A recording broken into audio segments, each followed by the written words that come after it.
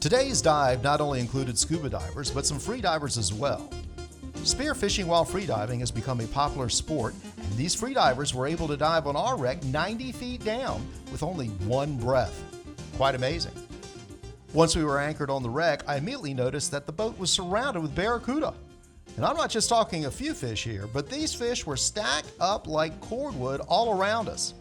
It was just too much. I could not resist. There was a little break while the scuba divers were getting ready, so JT baited up from the bottom, and we had a little fun with the Cuda. All were released unharmed.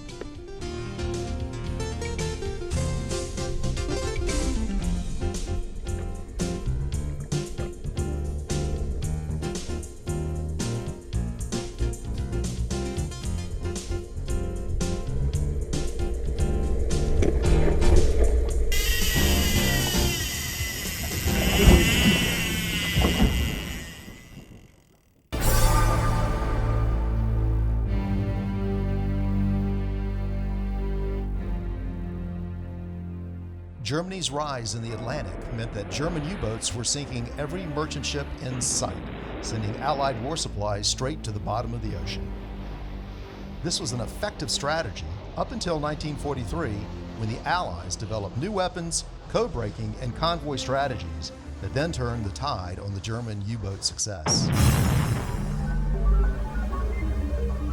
One such tanker ship that foundered at the hands of the German torpedo was tanker Dixie Arrow, and was carrying 96,000 barrels of crude oil at the time.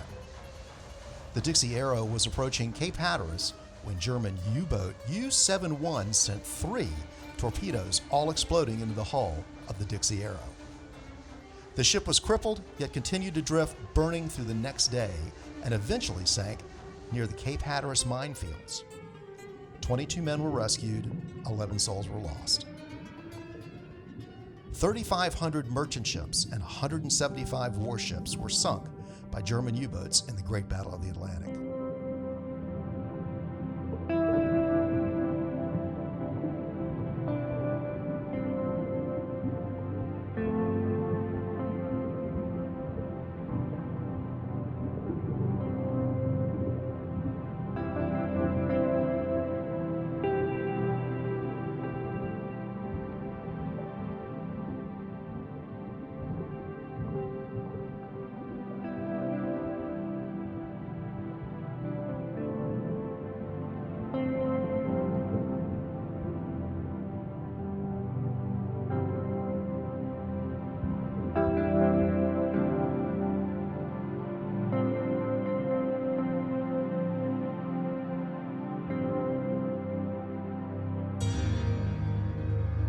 Once a thriving merchant vessel, the Dixie Arrow now lies crushed and wire-dragged in 90 feet of water off the coast of Hatteras.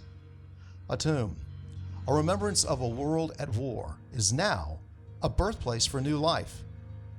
A casualty of conflict, its remains are now sanctuary to an abundance of marine habitat. A new world where jacks, redfish, spades, rainbow runners, sharks, and a host of other species join millions of baitfish in a vibrant execution of life.